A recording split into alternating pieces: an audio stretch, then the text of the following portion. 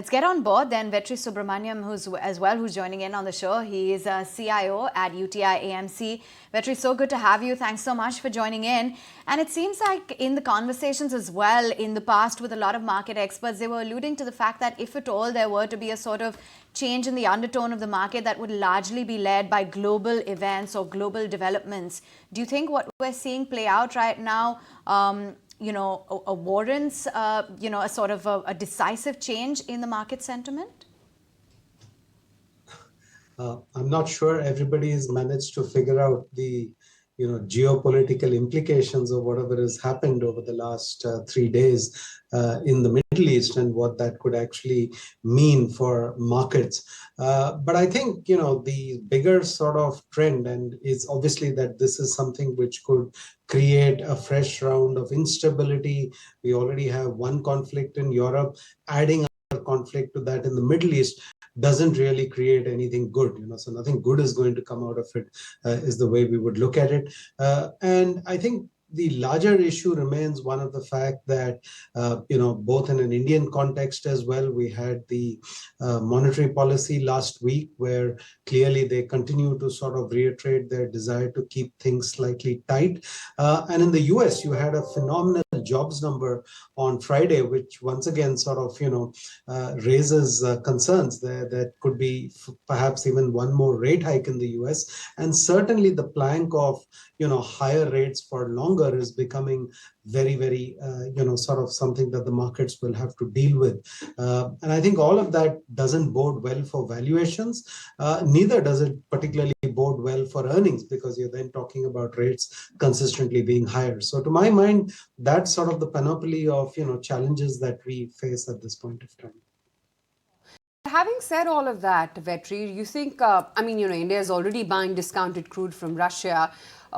Macros, how the domestic flows have been. You think any blow, if at all this were to worsen, will cushion India and we continue to remain a buy on dips market?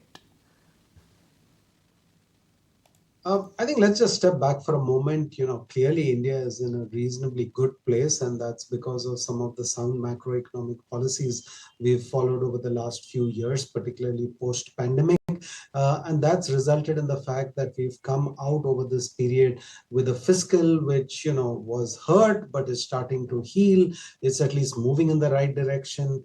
The current account deficit is well within control. So a lot of our macro parameters continue to remain I would say in a very comfortable zone. And that would therefore place India in a reasonably, competitive, in a very good situation compared to the challenges that some other economies are facing. But having said that, it's not that valuations are, bargain basement cheap at this point of time. We don't do any, we don't look at the importance of valuations when we very simplistically look at buy the dip. Where are valuations relative to the historical cycle? I would say actually large cap valuations are sort of more in the fair value zone, though above the long-term average. But there are parts of the markets where valuations are challenging, and therefore, I would say buy the dip is too simplistic an approach in areas where valuations are challenging. What about the kind of fervor that we're seeing play out when it comes to the entire, manufacturing space? There seems to be a lot of expectations riding high within this sector. Is that likely to play out well, according to you? And how would you be betting on that from a stock market perspective? I think certainly this is an area where not only government policy, but equally just geopolitics is playing a role in terms of perhaps allowing Indian manufacturing sector to get a leg up, something that it has not managed to do in the past. But, I always worry about valuations because, we've seen this before when stocks do extremely well and they put up the valuations. What are they actually doing? They are actually discounting the earnings that these companies can deliver in the future. And if you pull too much of that into the valuation, you actually depress your forward returns. So, that's my concern when we look at things like some of these manufacturing themes. Now, there could be one or two companies which still manage to pull it off. But when I see a generalized tendency for the whole sort of sector or an array of companies to start discounting a very rosy future, this to my mind has always been a precursor to the fact that future returns have been pulled into the present, and therefore the future returns actually get compromised. And those high valuations, go back, look at infrastructure 2007, even go back and look at how the IT sector was trading in 2020, 2021, when everybody said the whole world is tech. Look at the valuations they got, and then it's been a gradual descent down in terms of valuation. So that's my concern when we talk about this manufacturing opportunity. It may play out in the economy. I worry that the stock market has discounted it way too early. Yeah, seems to be the case. Vetri, since you did highlight IT, just wanted to understand, given that this week we're going to officially kickstart the earnings season, TCS is now going to mull a buyback as well tomorrow. What's the expectation here? Even as we speak, the stock have already made it, to their 52-week highs, most of them. So, the IT sector is one sector which hasn't needed a crutch, or at least hasn't needed a crutch in the last 10, 15 years in terms of policy support, globally competitive businesses. So the only question as an investor you've got to ask yourself is, are the valuations right? And B, of course, because this is a sector which is, driven a lot more by external demand, the health of the global economy and particularly the US economy becomes very, very critical to, judging the attractiveness of the sector. Now, bottom up, as I said, this is an area with multiple companies, all globally competitive in their right. We certainly like that area. But, my approach toward this would actually come back to something you said earlier. I'd wait for those dips, because these stocks having coming to up to 52-week highs is actually, to my mind, not making it to be a particularly attractive entry opportunity. My sense is macro commentary out of the US will continue to remain slightly challenged, particularly because our companies have a big exposure to the banking and financial services sector. And, if bad news comes along, I'll be happy if the stocks dip to go in and buy them. So long term, these are a brilliant set of companies, but, I'd like to have valuation comfort before I get into them. What explains the underperformance in the large private banking names? Yeah, that's been a bit of a surprise because, I would say valuations there are mid-cycle. The businesses are doing fabulously.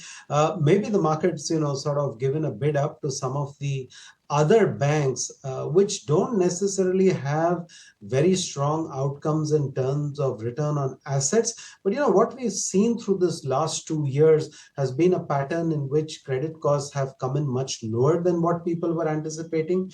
Recoveries have been fairly good. So I would actually say financial lending companies and banks who typically have had much poorer return on asset outcomes over an entire cycle have actually seen a very strong bid in the market simply because they were trading perhaps very, very cheap. But when you look at them through the entire cycle, these would not really be the preferred companies that we would want to back.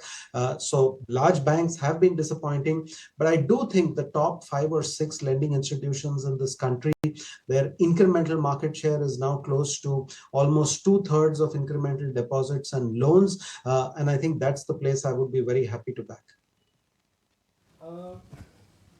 Vetri, if one looks at the importance of election cycles, there is one in India next year followed by one in US after that. What happens to market because of these election cycles? Because we know that these are swing events. They are not binary events, but these are swing events. Nikunj, I would say we need to, step back. I mean, look at 30 years. I started my career in 1992, 1991 was liberalization. Honestly, if you go and try to crunch the data to see which government did the markets do better or worse, do it. You'll find that it's quite surprising. There isn't really a very clear pattern one can discern. To my mind, the reason why India has remained a good investment destination for the last 30 years, remember the 20-year return on the Nifty as we speak today, Nikunj, is running at something like about 16 to 17% CAGR, including dividends. Spectacular, right? And multiple political regimes, multiple governments. I think what makes the Indian story sound is we've got this set of good entrepreneurs who run sound enterprises. Intrinsic growth in the economy is good. And as far as government is concerned, each one of them, maybe at a very different pace, maybe they've targeted different areas. The reform agenda has always moved forward. There have never been dramatic U-turns in policy in terms of one political regime throwing out something that the previous regime brought along. So to my mind, that gives a lot of stability. It's never as rapid as we would want it to be. People look at China and say, oh, look, they can take any decision they want in terms of policy. Of course they can. They're not a democracy. But if you're a democracy, I think what gives the Indian growth story remarkable stability is the fact that it's always onward and forward without any dramatic U-turn in policy. And if you're an equity market investor, I think that's something that you should actually value quite significantly. Okay. Vetri, where do you see this market in a sense is getting blinded with the current price action? I mean, is it defense, is it railways, is it power? I mean, I just get a sense that markets are getting blinded, aren't they? But I'm on the same page as you over there. I think some of these areas, as I said, future earnings are now, to my mind, pretty well discounted in the prices. The last 2 years, Nikunj, have been intensely rotational, right? I mean, I'm used to rotational markets, but the last 2 years, the rotation has been absolutely berserk. I can remember late 21 when IT was, the toast of town. There was a period where steel and metals were the toast of town. Then you rotated into something else. Then consumer discretionary went out of fashion. Then people cottoned down to railway and, some of these PSU trades. So it's been intensely rotational. And to my mind, that in itself is actually a risk, because what we've seen is that after 6 to 12 months, each of these cycles actually tends to run out of steam. So I'm with you on this risk. And the valuations anyway make it slightly perplexing to take a call in some of those areas. Assume that the next 1 year interest rates, they don't go down globally in a meaningful manner. India also just here or there. They don't go up, they don't go down. So what happens to the markets then? Sorry, Nikunj, I didn't get that. No, question. I'm saying next 1 year, next 12 to 18 months, let's assume that interest rates, they stay where they are. They don't go up in a meaningful manner. They don't go down in a meaningful manner. So what happens to the underlying valuation matrix? Good question. A precursor to that would be just to look at recent history. October 21, we are now in October 23. The Nifty has done nothing over 2 years. It's like 2% CAGR. Now, there have been some segments of the market which have gone ballistic during this period, but we'll see what happens to them somewhere down the road. They could, sort of do catch-ups. But the reason why the Nifty is only about a 2-3% CAGR over 2 period is simply because the starting valuations had become extreme. The good thing about today, as far as large caps are concerned, Nikunj, is that while they are above average, they're not blinking red. So, I would say use the next year or two, even if rates are high, to build your core exposure in those large caps. I think that's where the valuation opportunity, to my mind, is slightly more comfortable. It's not bargain basement. It's not March 20. It's not the middle of 2013. It's certainly not March 2009. We're closer to all-time high than we are to a 52-week low. 52-week lows are the time where you really get aggressive in terms of saying, should I take up my exposure to equities? And then, of course, you should also look at valuations. But today you're closer to a 52-week high. So, it is what it is. In the light of where right now China is moving, how would you position, or how should one position themselves in commodities? Interesting question. When I look at it bottom up, actually, the valuations to my mind now give us a fair bit of comfort. Now, in the past, metal cycle stocks have tended to go much lower than their current valuations, well below one-time book. But I think what makes the current picture slightly different is that the debt on the books of many of our leading metal companies is not as high as it used to be in the past. So I do think the floor is now closer to maybe one-time book rather than half-time book, which it used to be in the past. So the valuations give great comfort.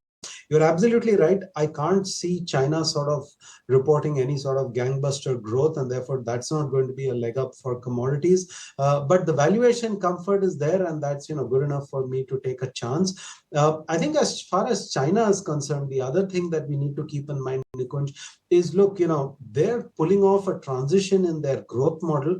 And I think one of the things you'll see as part of that growth model, they've already talked about this, the demand for steel and aluminum may well come down over the next few years in China, but because they're sort of looking to grow in a manner which is less harmful to the environment, improving the quality of life of their citizens is a stated agenda of, Xi Jinping thought. They've also talked about shutting down large portions of capacity. So to my mind, the global equation may still remain reasonably balanced, even though China may not be a source of demand, because China will simultaneously curtail capacity.